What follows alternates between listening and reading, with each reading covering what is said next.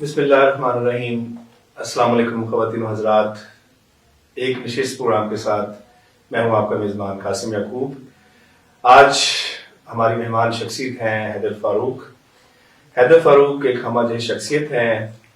غزل، Broad casting, موسیقی، صداکاری، ان کے کئی میدان ہیں. آج ان سے گفتگو کریں گے ان کی شخصیت کے حوالے سے، ان کے فن کے حوالے سے ان کو جاننے کی کوشش کریں گے اور بہت سے ادبی مسائل جو ہیں وہ بھی ان سے ڈسکس کریں گے. تو چلتے ہیں حیدر فاروق کی طرف. السلام علیکم حیدر صاحب، کیسے ہیں آپ؟ وعلیکم السلام. بہت شکریہ. میں آپ کا ممنون ہوں کہ آپ نے آج کی نشست جو ہے وہ میری خاطر مختص کی. اچھا حیدر صاحب، کچھ اپنے آغاز میں بارے میں بتائیے. آپ کہاں سے آغاز ہوا اور کس طرح آپ ادب کی طرف آئے اور فنون کی طرف؟ لاہور پور کی فضا ایک زرخیز فضا ہے، اور اگرچہ گھر میں میری والدہ جو ہے وہ کتاب بھی نہیں پڑھتی، کتب بھی نہیں جسے کہتے ہیں، بہت پڑھتی تھی. اور پھر یہ ہوا کہ یعنی ایک تقریر مجھے یاد کرا دی گئی کہ ہاں یہ تقریر یاد کرو، والد صاحب نے مجھے کہا. اب وہ میں تقریر یاد کر لی. اب وہ محلے کے جو پولیٹیکل گیدرنگز ہوتی تھیں، جلوس یا جلسے، تو وہاں مجھے کھڑا کر دیا جاتا کہ ہاں یہ تقریر سنانی ہے، مائک لگا ہوا ہے، ایک ہی تقریر بار بار ہوتی ہوتی تھی. اچھا وہ ہو گیا. تو اس طرح ایک وہ ہو گیا، کہہ سکتے ہیں آپ اعتماد مل گیا.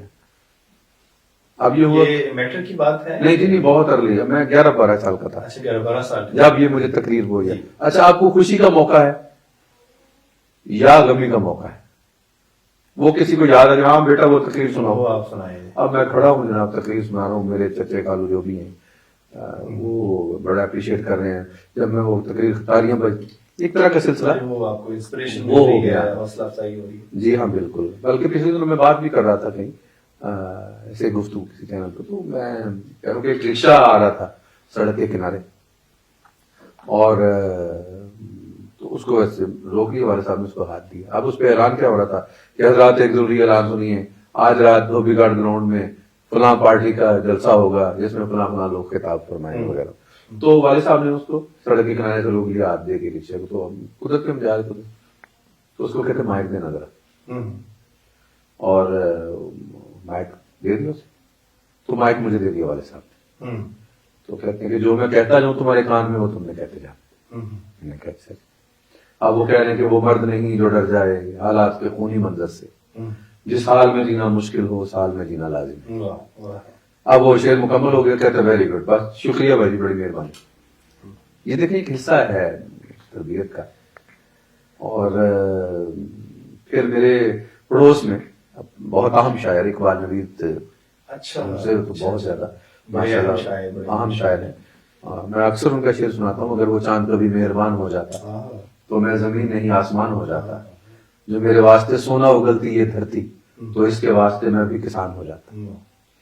تو اقبال نوید صاحب، قیوم ناصر صاحب، ایک اقبال بٹ ہوتے تھے، اور غالباً عظیم ہاشمی صاحب بھی کبھی. اچھا فیصل آباد کی جو ادبی فضا ہے اس میں آپ کب شامل ہوئے اور کس طرح شامل ہوئے؟ کون سے لوگ تھے جو پہلے انسپریشن کا باعث بنے آپ کے لیے؟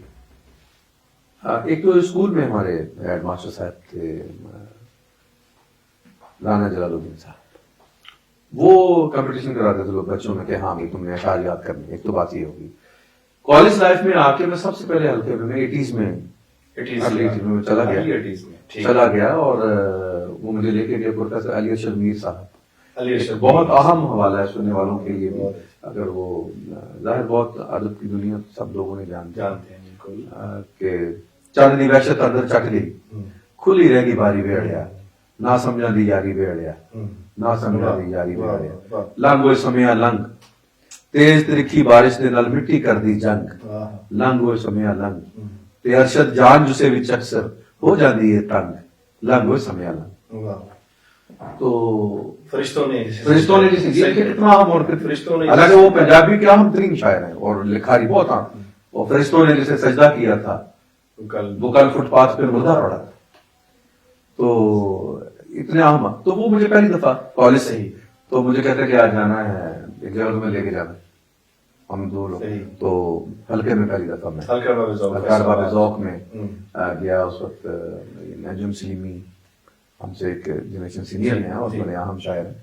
مقصود وفا اور اقبال نویر شاید نہیں، اقبال نویر اس وقت وہاں نہیں تھے، انگلینڈ جا چکے تھے. وہ جا چکے تھے یو کے میں. لیکن رشید مصباح صاحب جو ہیں وہ اس وقت میرے یہ سامنے اشرف یوسفی وغیرہ یہ یسر یوسفی صاحب تھے اور طاہر صدیقی صاحب مرحوم اور نصرت صدیقی صاحب جی یہ ریاض مجید اور ریاض مجید صاحب، پروفیسر عظمت اللہ عظمت صاحب، یہ اور افضل حسن داوا صاحب جو ہیں کہانی کے بڑے صغیر میں کاہم نام ہے، ان کی صدارت ان کے ساتھ بیٹھ کے تو یہ نصیب ہوا ہمیں بیٹھنا اٹھنا پڑھنا اور یہ ایک ماحول بن گیا. پھر فیصلہ آباد میں ایک اور بڑی اہم بات، جو ہم نئے تھے ینگ ایسے اٹھے تو ہمارے لیے اور زیادہ اٹریکشن تھی اور ایک رجحان تربیت کو مل چکا تھا.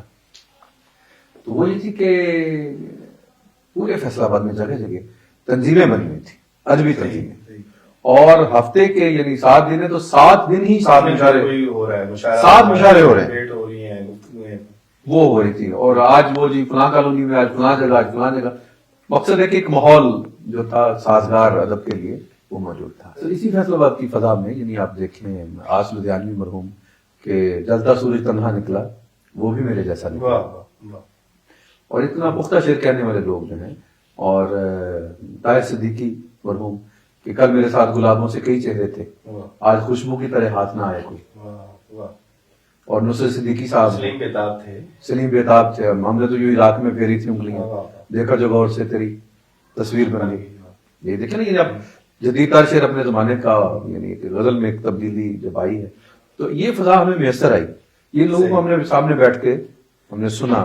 سلیم بیتاب جو ہے انہیں تو نہیں خیر میں سن سکا، لیکن باقی جتنے احباب ہیں بزرگ ہیں ان سب کے ساتھ مشاعرے میں بسم شمسی صاحب مرحوم اساتذہ. اچھا ایک ماحول ایسا تھا کہ یعنی ظاہر ہم کمزور شعر کہہ رہے ہیں اگر ہماری ارلی ایج تو اتنا وہ حوصلہ دیتے اور اتنی شاباش ہوتی، ایک فضا مل گئی. صحیح. یعنی براڈ کاسٹنگ بھی اسی فضا میں ہی. اب جب ریڈیو پہ گئے تو ریڈیو سے پھر یہ ساری جو ہے آپ کی صداکاری اور اچھا براڈ کاسٹر بھی آپ ہیں، وہ کیسا ایکسپیرینس آپ کے لگا؟ آپ نے براڈ کاسٹنگ کی بڑے ابھی تک کر رہے ہیں آپ 30 سال سے. میں سمجھتا ہوں آپ کوئی بھی کام کرتے ہیں نا تربیت بہت معنی رکھتی ہے، اور آپ نے اس تربیت سے فائدہ کتنا اٹھایا. کچھ لوگ اسی کلاس میں ہوتے ہیں وہ اتنا فائدہ نہیں اٹھا سکتے. لیکن ریڈیو کی فضا براڈ کاسٹنگ کی ایسی ہے کہ وہ آپ کو صحیح تراش دیتی ہے. اگر نصیب اچھا ہو بندہ خود اس کی طبیعت میں ایک رجحان ہو کہ ہاں تو پروڈیوسرز جو ہیں وہ شعر کی نشست و برخاست کو، اس کی حرمت کو سمجھتے ہیں، اس کی اہمیت کو سمجھتے ہیں. آپ پہلی بار دیکھیں کیسی، میں نے پہلے بھی ایک لوگ کا ذکر کیا ایک جگہ پہ، یعنی آپ دیکھیں کہ گانے جب ہم پلے کرتے ہیں ریڈیو پاکستان پہ تو وہاں بھی یہ اس تقدس کا، اس مرتبے کا خیال رکھا جاتا ہے کہ پہلے جونیئر فنکار کا گانا آن ایئر جائے گا، ٹھیک ہے، پھر اس کے بعد اس کا سینئر کو اس طرح کر کے. تو جہاں یہ فضا موجود ہو تو وہاں کتنے باریک بین لوگ. اچھا لیکن ایف ایم نے آ کے تو یہ بڑا کام خراب نہیں کر دیا؟ اتنے چینلز ہیں اور اس طرح کے لوگ بیٹھے ہیں کہ وہ بتائے نہیں جا سکتے، اور جو ڈسکشن ہو رہی ہے وہاں پر جو پروگرام لگ رہے ہیں ان کا معیار بہت گرا ہے. اور پھر آج کی صورتحال جہاں پر سوشل میڈیا اور سائٹ میڈیا اتنا ایکٹیو ہو چکا ہے، وہاں پر ریڈیو کو اس ساری فضا کو کس طرح دیکھتے ہیں جو تربیت گاہ جس طرح آپ کہہ رہے ہیں؟ اصل میں یہ ہے کہ مفلسی حصے لطافت کو مٹا دیتی ہے. بھوک اخلاص کے سانچے میں نہیں ڈل سکتی، یہ شاعر نے کہا. اب وہ جو سچا فن ہے وہ کمرشلائز ہو گیا. صحیح. اب ہوتا یہ ہے کہ اسٹوڈیو میں جو مرضی کہہ دیا جائے، مالک جو ہے اس چینل کا اس کو یہ پتا ہے کہ میرا ایئر ٹائم اتنا بک رہا ہے، مجھے اتنے پیسے میرے اکاؤنٹ میں آنے ہیں. اس کو اس سے نہیں ہے کہ سوسائٹی میں میں تبدیلی لا رہا ہوں، کس طرح کی لا رہا ہوں، میں کیا کر رہا ہوں. جبکہ آپ یہ دیکھیں کہ یہ بھی ہے کہ لوگ آپ کی ایک جھلک دیکھنے کے لیے، آپ سے بات کرنے کے لیے، جو اگر آپ دیکھیں نا ریڈیو کی تربیت میں یہ ہے کہ آپ گفتگو کر رہے ہیں، کسی کو نصیحت نہیں کر سکتے ریڈیو پہ. صحیح صحیح. کریں ضرور لیکن پتہ نہ چلے، اس لیے کہ ہو سکتا ہے آپ کے باپ سے بڑا شخص سن رہا ہو. اب جہاں اتنے محتاط ہو کہ آپ محفل سجائیں گے، اتنی باریک بینی سے، اتنی احتیاط سے، لسانس بھی آہستہ کہ نازک ہے بہت کام. صحیح. تو پھر آپ کیسے نہیں وہ پینیٹریٹ کریں گے اس سوسائٹی میں, آپ تبدیلی کیسے نہیں لا سکتے؟ تو وہ لوگ جو اب وہاں بے تحاشا لوگ اس معاشرے میں بہت اچھا پڑھے لکھے لوگ, بڑے بڑے قدردان موجود ہیں. تو ہوتا یہ ہے بنیادی طور پہ کہ پہلے یہ سوال پوچھا جاتا تھا ریڈیو پہ کہ ہاں کتنی کتابیں آپ نے پڑھی ہیں, فلاں کو آپ نے پڑھا ہے, فلاں کو آپ نے پڑھا. آج تو وہ نہیں بات, یقین مانیے میں اپنے گھر پہ سن رہا تھا ایک ایف ایم چینل کو, اور وہ موصوف جو ہے نا وہ حبس لوگوں کو بتا رہے تھے کہ لفظ جو ہے حبس ہوتا ہے, لوگوں کی تصحیح فرما رہے تھے. ٹھیک ہے, ٹھیک ہے. اور کس میڈیا پہ؟ ریڈیو دنیا کا تیز ترین ذریعہ ہے انفارمیشن کا. صحیح صحیح. آپ کسی بھی حال میں سن سکتے ہیں ریڈیو کو, صحیح. دیکھنا نہیں ہوتا آپ نے. اور اس لیے کہا جاتا تھا کہ ٹائم جب آپ بتائیں ریڈیو پہ احتیاط ہو, جس چیز کا آپ کو علم نہیں ہے مت کہیں کہ ایسا ہو گیا. میں نے ایک چینل پہ خود سنا کہ قتیل سپاہی مرحوم جو ہیں وہ ان کے بارے میں کہ وہ قتیل سپاہی دنیا میں نہیں رہے جبکہ وہ تھے. یہ میں نے خود سنا. تو مقصد ہے کہ اب وہ احتیاط نہیں رہی, لوگوں کا رجحان نہیں رہا, کتاب بھی نہیں ختم ہو گئی. نہیں, یہ جو موٹیویشنل سپیکرز آئے ہیں ہم سنتے ہیں کہ یہ لوگ بھی سنا ریڈیو سے آئے, ریڈیو پہ بولتے تھے اور وہیں سے وہ یہ اس میں کوئی پیکیجز لے کے وہ پھر سوسائٹی میں آنے لگے, کچھ اسپیکر بن گئے. اور وہ نام نہیں میں لینا چاہتا, 2-4 جو مشہور ہیں بالکل مشہور ہیں, ریڈیو سے آئے. ریڈیو آپ کو یہ شعور دیتا ہے. دیکھیے بات یہ ہے کہ آپ جب آپ تربیت سے آتے ہیں نا, میں نے بتایا نا وہ کہتے ہیں کہ بات وہ کریں جو مصدقہ ہے, آپ کو پتا کہ یہ بات سچی, انفارمیشن وہ دیں. آپ نہیں کہہ سکتے کہ جناب وہ میں راستے میں آیا اور میں نے یہ دیکھا, جب تک آپ کو پتا نہیں. صحیح صحیح. کسی کا بچہ بھی گم ہو جاتا ہے تو ریڈیو کہتا ہے پہلے ایف آئی آر چاہیے, ہم ایسے اعلان نہیں کر سکتے ذمہ داری سے. صحیح صحیح. اور پریزیڈنٹ آف پاکستان بھی تقریر کرتے ہیں نا تو اس کا بھی اسکرپٹ جاتا ہے. واہ, صحیح. اسکرپٹ جاتا ہے, ریڈیو کے ایتھکس ہی ہیں, اس پہ سگنیچر ہوتے ہیں ذمہ دار لوگوں کے, ہاں کہ یہی اسکرپٹ آن ایئر جائے گا اور یہی. صحیح صحیح. تو پھر لکھنے کا جو ہے وہ تربیت ریڈیو آج بھی دے رہا ہے. وہ کہتے پہلے اپنا اسکرپٹ لکھ کے لاؤ گے, ایک دن پہلے دکھاؤ گے, پھر آپ بول سکو. صحیح صحیح. تو جہاں یہ سارا کچھ ہو تو پھر آپ شعر بھی اچھا کہیں گے, لفظ جو ہے آپ اس کی حرمت کو بھی سمجھیں گے, صحیح صحیح. اور اس میں اثر بھی ہوگا, صحیح. سچائی بھی ہوگی اس میں جب آپ کو تراشا جا رہا ہے. صحیح صحیح. نہیں, یہ بات تو کسی حد تک ٹھیک ہے کہ اگر تو رائٹر ہے, شاعر ہے, ادیب ہے, اگر وہ بیٹھا ہے تو وہ ظاہری بات ہے حرمت کا خیال رکھتا ہے لفظ کی اور کلچر. لیکن میں جو بتا رہا ہوں نا کہ بہت سارے ہمارے ایف ایم کے اس طرح کے جو ہیں چینلز, وہاں بیٹھنے والے جو ہمارے اینکرز ہیں وہ نہیں جانتے ادب کو یا اس طرح کے معاملات کو. ان کی کیا تربیت کی ضرورت ہے, ٹریننگ کی ضرورت ہے؟ بے تحاشا ضرورت ہے. اور میں سمجھتا ہوں کہ کچھ اسٹینڈرڈ میئرز ہونے چاہیے. آپ دیکھیں معاشرے میں, آپ معاشرے کو رجحان دینا چاہ رہے ہیں, آپ کو پتا ہونا چاہیے کیا رجحان دینا چاہیے. صحیح. اگر میں ایک چینل کا مالک ہوں اور مجھے پتا ہونا چاہیے کہ میں معاشرے کے ساتھ کیا کر رہا ہوں. صحیح. مجھے یہ نہیں پتا کس کو بٹھا رہا ہوں, کیا بول رہا ہے, ذمہ دار ہے کہ نہیں, اس کی نیچر کیا ہے پروگرام کی, وہ کیا لکھ رہا ہے, کیا بول رہا ہے, کیا سنا رہا ہے, یہ کر رہا ہے, اور کس کن کو بلا رہا ہے, کس کی آواز بالکل ایسے چینل کے ذریعے جا رہی ہے. تو ہمارے جو سینئرز وہ کہتے تھے کہ ریڈیو, ہمیں کہتے تھے کہ ایسے ہو جاؤ. ظاہر ہے پہلے ریڈیو گھمایا جاتا تھا, آج کل ڈیجیٹل, تو تھوڑا سا ایسا. وہ کہتے تھے کہ کوئی اسٹیشن ڈھونڈ رہا ہے کوئی بندہ, کوئی اور اس کو پتا ہے کہ 7 بجے پروگرام لگنا ہے, لیکن آپ کی آواز اسے آئے, وہ کہ نہیں, وہ بھول جائے کہ میں نے کیا سننا تھا, اسے کہ میں نے یہ سننا. یہ ہے آپ کی براڈ کاسٹنگ. پھر وہ یہ کہتے تھے کہ آپ بات کریں تو باپ بیٹی سے کہے کہ اس کا پروگرام سنا کرو. صحیح. وہ فیملی میں بیٹھ کے آپ کو سن سکے, وہ آپ کو ریفر کر سکے کہیں کہ ہاں فلاں جگہ فلاں چینل پہ پروگرام چلتا ہے, ریڈیو پہ اتنے بجے چلتا ہے, وہ پروگرام سنا کرے. یہ خدمت ہے معاشرے کی, ادب کی, کتاب کی, مذہب کی. بہت اچھی. اچھا, صداکاری پہ کچھ باتیں ہم کرتے ہیں. آپ بہت اچھے صداکار ہیں, اور میں یقین کریں آپ کی کچھ چیزیں سنی تو میں نقل کرتا رہا آپ کی, اور ناکام نقل کرتا رہا. اور آپ نے 20 بلکہ سینکڑوں کتابیں آپ نے نابینا لوگوں کے لیے اپنی آواز میں ان تک پہنچائیں. شعر بھی آپ نے پڑھے, آپ نے افسانے بھی پڑھے, آپ نے اور بہت ساری ٹیکسٹ بکس بھی پڑھی. تو صداکاری کے بارے میں بتائیں, یہ جو آرٹ ہے, آواز کا فن جسے کہتے ہیں, اور پھر ٹاکنگ بکس جو ہیں، یہ کیا ہے اور یہ آپ نے کتنا کام کر رکھا ہے، ہمارے سامعین کو بتائیں۔ دیکھیے جیسے شعر ہے نا، اگر آپ اس میں آپ کا ایکسپریشن موجود نہیں ہے تو شعر کھوکھلا رہتا ہے، کوئی اثر نہیں کرتا۔ اسی طرح کتاب بھی نہیں، جب ہم کتاب ریکارڈ کراتے ہیں جسے ہم ٹاکنگ بکس بھی کہتے ہیں، صحیح، تو آپ کے اندر ایکسپریشن ہونا چاہیے۔ ریڈیو یہی تربیت دیتا ہے صداکار کے، جو میں سادہ الفاظ میں کہ اس کے پلے یہی چیز ہوتی ہے، اگر وہ ہو تو واہ، صحیح صحیح، اگر وہ ایکسپریشن دے سکتا ہے۔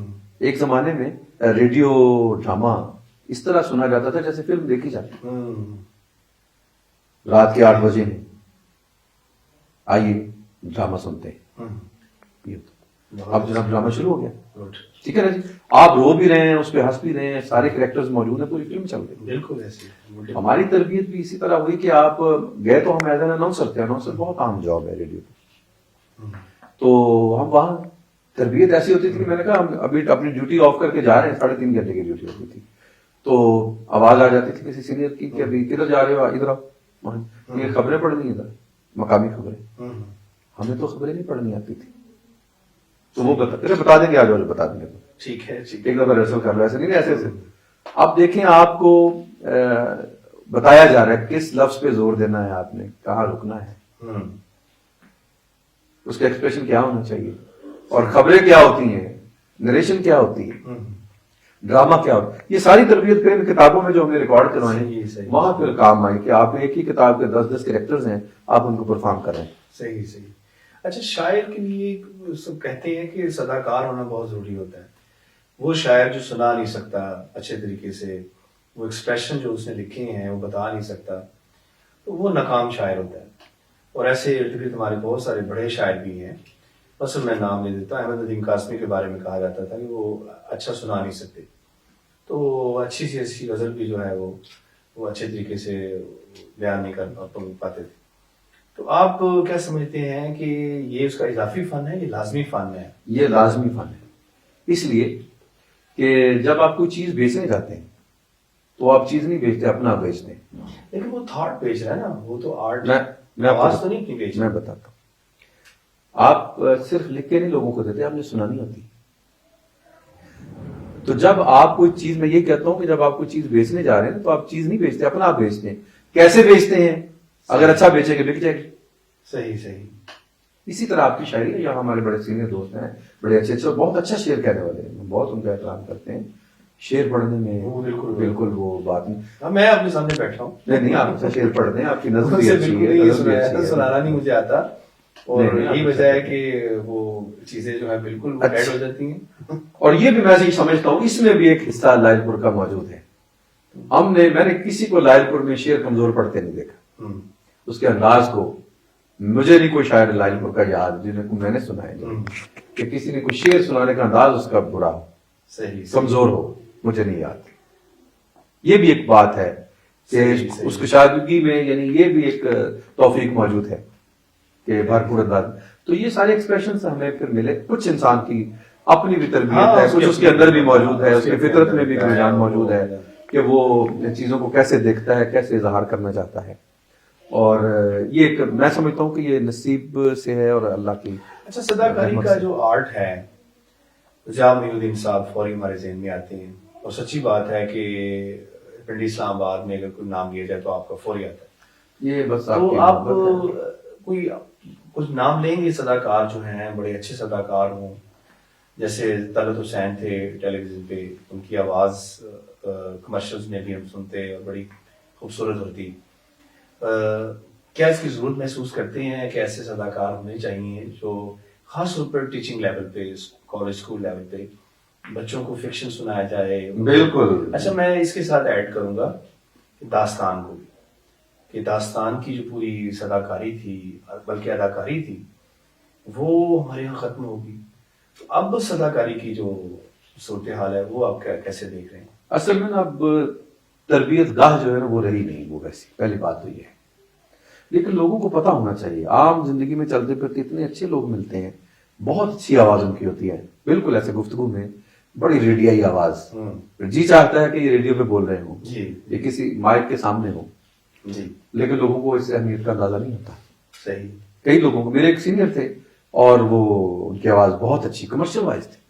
تو میں ان کو ریڈیو پہ لے گیا. بہت نہیں یار میں نہیں جاؤں گا, میں یہاں چھوڑو یار. میں لے گیا ان کو, جا کے ان کا اور وہ بغیر کسی سفارش کے وہ منتخب کر لیے گئے. ان کا انتخاب ہو گیا, وہ سلیکٹ ہو گئے. اور اس طرح ایک اور دوست ہے ہمارے. کچھ لوگ جو ہے یعنی لوگ سمجھتے ہی نہیں نا, ان کو کچھ بتاتا ہے کوئی کبھی ہاں بھائی کوئی کہے کہ ہاں تمہاری آواز بڑی اچھی ہے, تم شعر بڑا اچھا کہتے ہو, تم پڑھو. کالجز میں یہ سمجھتا ہوں, اداروں میں یہ سمجھتا ہوں کہ ایسی نشستیں ہونی چاہیے جس کو ہم ہمارے وقت میں بزم ادب کا اگر وہ پیریڈ ہوتا تھا تو اگرچہ وہ ایک بڑی اچھی روایت اور بڑا اچھا سلسلہ, لیکن کتاب بھی نہیں بچوں کو ضرور وہ کرائیں, ان کو بتائیں کہ ہاں کیسے پڑھنا ہے, کیسے پڑھنا ہے, یہاں رکنا ہے, یہاں رکنا, یہاں بولنا ہے. چیخنے کی آواز ہے تو چیخنا ہے. وہ میں وہ آج بھی ہیں اللہ نے جو ہے نا خود پسندوں کو اچھا نہیں سمجھا, لیکن چونکہ ایک آرٹ کے حوالے سے بات ہوئی, میں بتا رہا ہوں. تو منشا صاحب کا نا میں نے ایک افسانہ تماشا میں نے پڑھا ان کے گھر میں, ان کی سالگرہ پہ. ہم 6 کیسٹس میری آواز میں ریکارڈ تھے اور ہم دینے گئے ان کو مرحوم. تو انہوں نے کہا تماشا میں نے سننا ہے ڈرامہ جو میرا افسانہ ہے. تو وہ خیر وہ ان کو بتایا جس کیسٹ میں, خود انہوں نے ریمائنڈ کیا کیسٹ میں, اور وہ لگا تو سنتے رہے بڑے آرام سے بیٹھے.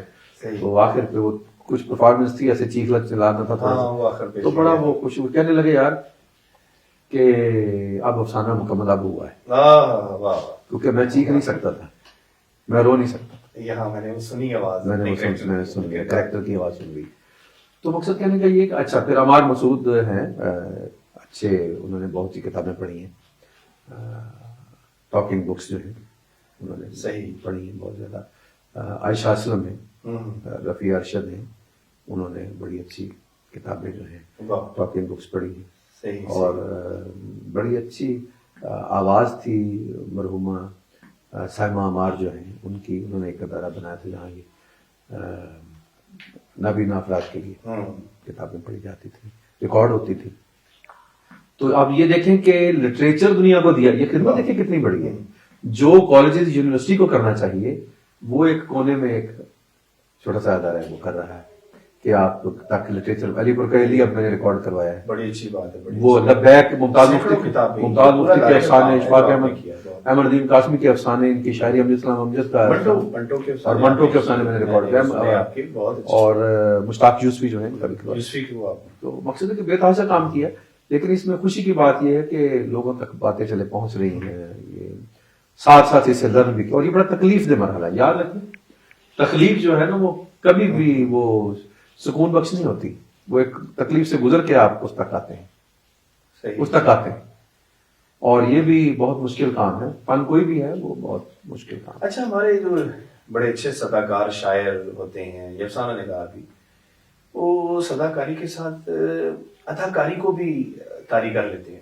ہم نے تو یہ کوئی ضروری ہے؟ میں نے نہیں کبھی سنا طلعت حسین کو یا ضیاء محی الدین صاحب بڑے خاموشی سے وہ پڑھ رہے ہوتے ہیں, آپ کو بھی ہم نے سنا, اور سارا کچھ اپنی آواز سے کر رہے ہوتے ہیں ایکسپریشن, لیکن آستینے چڑھا کے بڑے بڑے بال رکھ کے گھوم کے اسٹیج پہ, تو ہم بڑے عجیب و غریب انداز سے صداکاری کرتے ہیں. صحیح بات ہے. تو وہ صداکاری زیادہ افیکٹو ہوتی ہے یا وہ زیادہ تاثر, اداکاری کا تاثر زیادہ رہ جاتا ہے؟ اصل میں 2-3 سال بعد مثالیں دے دیتا ہوں. یعنی پی ٹی وی پہ کتنے ڈرامے چلے, سارے لوگوں کو یاد ہے, بہت سے نہیں بھی یاد ہے, اس لیے کہ ڈرامہ ہوتا ہے. صحیح آستینے چڑھا لیں, بال لمبے رکھ لیں آپ, اور اسی طرح اس سے کوئی فرق نہیں پڑے گا. کتاب میں آپ کی آستین نہیں آئے گی, آپ کا کیا وہ کام آئے گا, یہ آئے گا. آپ 3 گھنٹے کی فلم دیکھتے ہیں اور اس میں آپ روتے بھی ہیں, آپ اس میں ہنستے بھی ہیں, سراہتے بھی لوگوں کو, اس میں اداکاری بڑی اچھی, کچھ دن وہ آپ کو یاد بھی رہتی ہے, پھر وہ محو ہو جاتے ہیں, وہ پتہ نہیں کہاں چلے گی. ہے نا. ناصر کاظمی کو, منیر نیازی کو اگر ہم یاد رکھتے ہیں تو ان کی سنجیدگی کی وجہ سے, وہ تو شعر پڑھ رہے ہیں نا. اب فیصلہ یہ کرنا ہے آج کے شاعر کو, جو آج کل میں رجحان دیکھنے کو ملتا ہے کہ وہ سنانے آیا کہ دکھانے آیا. صحیح, اصل بات یہ, اگر میں وہ یہاں تک بال رکھ لوں لمبے لمبے, میں آئی ایم ناٹ ٹاکنگ, یہ ان کا ذاتی مسئلہ ہے, جو بھی شخص ہے, مجھے کوئی حق نہیں ہے. لیکن اگر آپ اس طرح لوگوں کو متاثر کرنا چاہتے ہیں تو لوگ ہوں گے متاثر, لیکن آپ تاریخ کو متاثر نہیں کر سکیں گے, آپ منفی معنی میں کر سکیں. ایک لاہور کا رسالہ ہے, ادبی رسالہ, تو اس میں ایک غزل لگتی ہے تو ساتھ ہی اس خوبصورت خاتون کی تصویر بھی ہوتی ہے. تو عابد سیال کہتے ہیں یہ غزلیں با تصویر ہیں. تو مجھے لگتا ہے ایسی وہ دکھانے والی غزل دکھانے والی بات مجھے ایسی لگی. میں وداؤٹ نیمنگ اینی باڈی میں چاہتا ہوں کہ آپ یہ جو شاعر ہیں نا جو بہروپ رکھ کے کوئی شعر سناتے ہیں لوگوں کو, آپ آواز بند کر کے ان کو دیکھیں, آپ کے بچے خوش ہو جائیں گے. اچھا, موسیقی کی طرف آتے ہیں اور آخر میں آپ کی غزلوں کی طرف آؤں گا جو آپ کا اصل میدان ہے اور جہاں سے میں بات کو شروع کیا تھا. آپ بولیے گا نہیں, ہم پہلے وسال کی طرف آئیں گے, آپ کی کتاب. اچھا, موسیقی کا بھی ایک اچھا خاصا آپ کا مطالعہ ہے, آپ جس فیلڈ میں جائیں جہان ہے آپ. تو موسیقی میں آپ بڑے بڑے لوگوں سے بیٹھے ہیں, استاد سلامت علی خان, مہدی حسن, کیسے کیسے بڑے لوگوں کے ساتھ بیٹھے, اور شروع سے ہی آپ کے ساتھ یہ سفر بھی چلتا آ رہا ہے. تو کچھ بتائیں موسیقی کا حال, اب تک کیا صورتحال ہے, اور آپ نے اس کو پوری طرح کیوں نہیں اپنایا اس کو؟ اصل میں نا یعنی اب اتنی ایج ہو گئی ہے تو والد صاحب کا جو تھا یہ ہے خوف, وہ اس نے آگے تو یہ طے شدہ بات ہے, اس نے آگے نہیں بڑھنے دیا اس جانب نہیں. اب یہ تو پہلی بات ہے, آواز موجود تھی جیسی بھی تھی, اور وہ کالج اسکول میں جو کچھ بھی ہوتا رہا. ریڈیو پہ یہ نا ایک یعنی جس پہ بہت پابندی ہو, آپ کسی کو کمرے میں بند رکھیں بہت زیادہ, اور بھوکا بھی ہو, باہر نکل کے روٹی نہیں مانگے گا, پہلے ہوا مانگے گا کہ مجھے آکسیجن مل جائے. ریڈیو پہ بھی ہم جب گئے نا تو وہ ایک فضا بنی بنائی مل گئی اتنی پابندیوں کے بعد کہ اب ہم ریڈیو پہ اچھے اچھے لوگوں کی ریکارڈنگز دیکھنے کو ملتی. آج فلاں فنکار آئے ہوئے ہیں, آج فلاں آئے ہوئے ہیں, اور بیٹھنے کو ساتھ مل جاتا, گفتگو ہوتی. تو اچھا, دوسرا یہ تھا کہ میں پھر کہوں گا کہ جو سینئرز تھے وہ بڑے باریک لوگ, یعنی آپ یہ دیکھیں آہنگ خسروی ایک پروگرام ہوتا تھا آدھے گھنٹے کا, اس میں راگ چلتے تھے, ہم راگ پلے کرتے تھے, راگ بتایا جاتا تھا فلاں ہے آدھا گھنٹہ, اس کی بھی ہمیں سزا دی جاتی تھی اگر ہم نے اس کو ایبرپٹ روک دیا رات کو کہیں. مجھے تو راگ کا نہیں پتا کہ یہ کیسے گایا جا رہا ہے, فرض کریں یا کوئی اور, انہوں نے کہا کہ جو سن رہے ہیں ان کو تو پتا ہے, بہت اچھی جو لوگ سن رہے ہیں جن کے لیے پلے کیا گیا ہے, جن کے لیے یہ آدھا گھنٹہ ہم نے مختص کیا ہے ایئر ٹائم, ان کو انتظار تھا اس کا. تو تم نے کیسے ہوا کہ تم نے راگ ایمن لگا ہوا ہے اور تم نے اس کو درمیان میں اس کو کر دیا, ٹھیک ہے. تو یہ اچھا یہ ہمیں ملا. پھر ہم وہ راگ سنتے, پھر کوئی بتا دیتا ہے جیسے کہ بھئی یہ جے جے بنتی میں مہدی حسن جو ہے ان کی یہ فلاں غزل ہے, اچھا نکالو وہ غزل, تازہ ہوا بہار کی, دل کا ملال وغیرہ, تو قرار لے. تو یہ ہم نے وہ تو یہ ایک رجحان مل گیا سیکھنے کا بھی, اور بحث ہوتی. پھر ہم چپ کر کے بھی بیٹھے کئی دفعہ کہ ہاں بہت بڑے بڑے فنکار بحث کر رہے ہیں. یہ تو چلے ایک فضا ہوگی نا, آپ خود اتنا اچھا کیسے گانے لگے؟ باتھ روم سنگر ایکچولی کہہ سکتے ہیں, باتھ روم سنگر اس لیے کہ ایسے ہی تھا. اور میں نے کہا نا کہیں کھل کے نہ ایسا کر سکے, اسی خوف سے کہ آپ پوری عمر گزار کے بھی ویسے کے ویسے شروع میں بتایا کرتے تھے. اچھا پھر یہ ہوا کہ ہمارے ایک دوست ہیں بڑے میرے بڑے پیارے, طیب امان صاحب, طیب یعقوب امان صاحب, آج کل آئرلینڈ میں ہیں. ٹھیک ہے. تو ان طیب صاحب کے ہاں یہ یعنی جو میرے پاس یہ تھی بات, وہ ہیں بھی بہت سویلے ماشاءاللہ. تو بچپن کے دوست بھی ہم 30-35 سال تو ہمیں وہی کہتے تھے. ٹھیک ہے. طیب صاحب نے ایسے ایسے گیت سنانے کہ جو میرے تو فرشتوں کو بھی نہیں پتا تھا کہ بھئی نا, اور کہنا یہ منا ڈے کی بات میں یہ گیت سنیں. پھر کیسٹ سناب, اور اچھا وہ ایک رجحان ملا ہے تو معیار بھی بن گیا. یہ ہے آپ یہ دیکھیں پاکستان کے بہت اہم فنکار ہیں, میں ان کا ذکر کرتا رہا, اعجاز کیسٹ غزل کے لائف کے. ان سے کسی نے پوچھا کہ بتائیں فنکار کون آپ کو پسند, کہتے مجھے منا ڈے پسند. اگر میں کسی کو سنتا تو وہ منا ڈے. پھر پتا چلا کہ بہت بڑے بڑے فنکاروں نے کہا ہے کہ بھئی ہم منا ڈے کو سنتے ہیں, ہم فلاں موسیقی لتا. تو مقصد کہنے کا یہ. اچھا آپ یہ دیکھیں کہ پہلے جو شاعری آتی تھی گیتوں میں, خلیق الرحمان بھی ان گیتوں پہ ایک ادبی جائزے کے طور پہ کر رہے ہیں کہ گیتوں کا انہوں نے بڑا اچھا کام پی ایچ ڈی میں کر رہے ہیں. اب وہ دیکھیں پہلے گیت کتنے ادبی رس میں تھے, ٹھیک ہے, کتنے زندہ, اس کے پیچھے پڑھے لکھے لوگ, رنگ دل کی دھڑکن لاتی تو ہوگی. جی جی.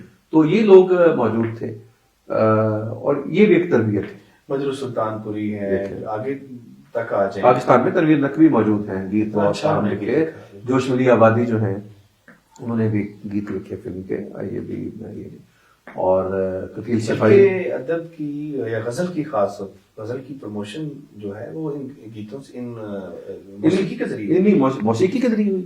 اور پھر مہدی حسن جو ہے میں یہ کہتا ہوں کہ ان کا اور فریدہ خانم جو ہے اقبال بانو ہیں ان کا اردو ادب پہ بہت کئی طالب علم مجھے بتاتے ہیں جی آپ نے ہمیں وہ بتایا تھا غالب ڈرامہ جو گلزار کا ہے بالکل بہت اہم ہے. اور اس میں جو ہم نے غالب کی غزلیں یاد کی وہ والی دیکھیں نا خود ہی یاد ہو گئی آپ. ہاں وہ ان کو ابھی تک یاد ہے. اس سے دیکھیں نا وہ دیکھیں جن کو غالب یاد ہو جس بچے کو چھوٹی عمر میں ہی تو ظاہر بات ہے وہ ساری عمر ان کے ساتھ چلے گا. اور کتنا اثر ہے اس کا اب اس معاشرے میں آپ یہ دیکھیں. اسی طرح میں کہتا ہوں کہ اساتذہ جو ہیں یا والدین جو ہیں گھر کی فضا کو اتنا اچھا بنا سکتے ہیں.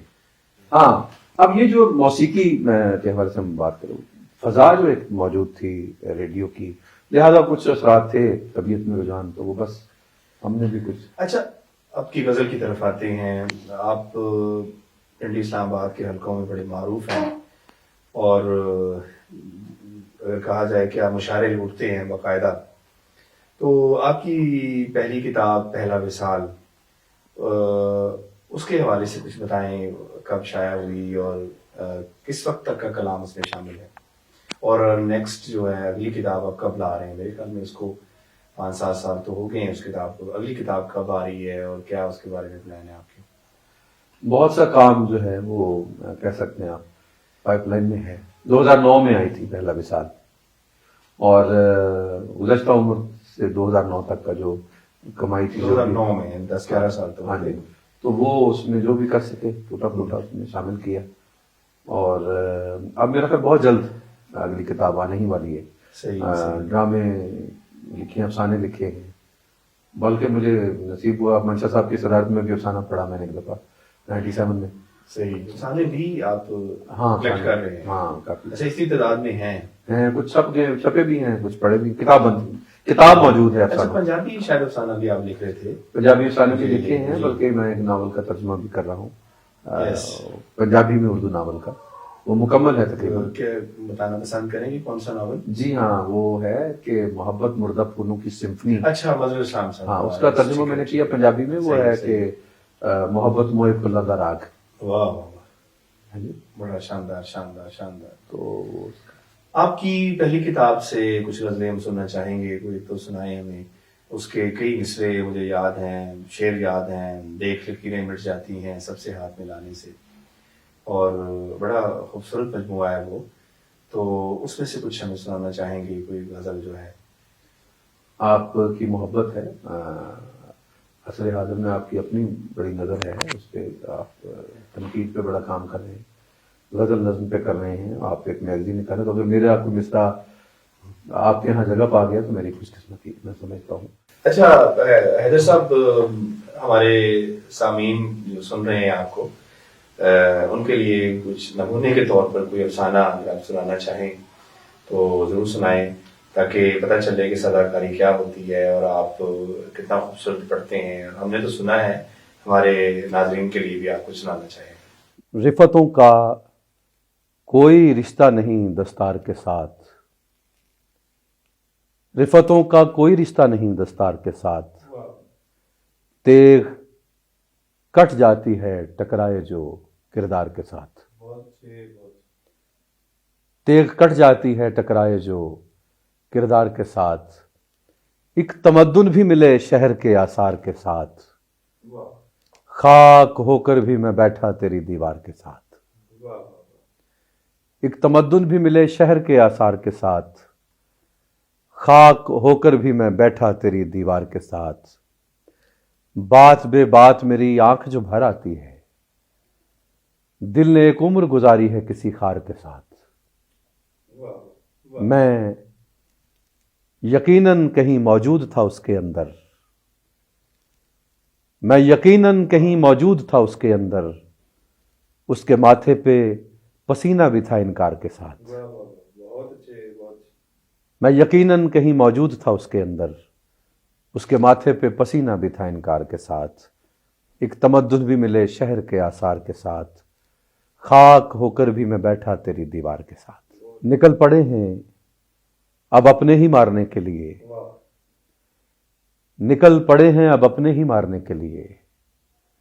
قریب گھاٹی نہیں دن گزارنے کے لیے، قریب گھاٹی نہیں دن گزارنے کے لیے، ہر ایک شخص ہے دوجے سے زخم کھائے ہوئے، ہر ایک شخص ہے دوجے سے زخم کھائے ہوئے، کوئی نہیں ہے کسی کو پکارنے کے لیے، ہر ایک شخص ہے دوجے سے زخم کھائے ہوئے، کوئی نہیں ہے کسی کو پکارنے کے لیے۔ میں ایک ہجر میں پہلے بھی مر چکا ہوں بہت، میں ایک ہجر میں پہلے بھی مر چکا ہوں بہت، میں اپنے پاس نہیں تجھ پہ وارنے کے لیے، میں اپنے پاس نہیں تجھ پہ وارنے کے لیے۔ کوئی نہیں تھا جہاں میں، کوئی نہیں تھا جہاں میں دل حزیں کے لیے، ہم اپنے آپ سے ملتے رہے یقین کے لیے۔ کوئی نہیں تھا جہاں میں دل حزیں کے لیے، ہم اپنے آپ سے ملتے رہے یقین کے لیے۔ عمریں لگ جاتی ہیں پیارے اپنا آپ بتانے میں، تو نے تھوڑی جلدی کی ہے مجھ کو چھوڑ کے جانے میں۔ عمریں لگ جاتی ہیں پیارے اپنا آپ بتانے میں، تو نے تھوڑی جلدی کی ہے مجھ کو چھوڑ کے جانے میں۔ ہر ایک سے یہ مہر محبت تجھ کو تنہا کر دے گی، دیکھ لکیریں مٹ جاتی ہیں سب سے ہاتھ ملانے میں۔ یہ تیرا احساس برتر تجھ کو چھلنی کر دے گا، دریا خالی ہو جاتے ہیں کچے بند بنانے میں۔ یہ تیرا احساس برتر تجھ کو خالی کر دے گا، یہ تیرا احساس برتر تجھ کو چھلنی کر دے گا، دریا خالی ہو جاتے ہیں کچے بند بنانے میں۔ دل سمندر تو ہے لیکن اس کی زخمی لہروں سے میرا سارا خون بہا ہے تیرا نقش اٹھانے میں، میرا سارا خون بہا ہے تیرا نقش اٹھانے میں۔ عمریں لگ جاتی ہیں پیارے اپنا آپ بتانے میں، تو نے تھوڑی جلدی کی ہے مجھ کو چھوڑ کے جانے میں۔ خواتین و حضرات، یہ تھے حیدر فاروق۔ آپ نے ان کی دلچسپ گفتگو سنی، ان کی اتنی جہات ہیں، اگر گفتگو کرنے لگیں تو ہمیں کئی گھنٹے لگ جائیں اور ہماری دلچسپی کم نہ ہو۔ ہم ان کے شکر گزار ہیں کہ وہ ہمارے پاس تشریف لائے اور اتنی اچھی گفتگو کی۔ اگلی نشست میں ہم اگلی مہمان شخصیت کے ساتھ حاضر ہوں گے، تب تک کے لیے اجازت دیجیے۔ خدا حافظ۔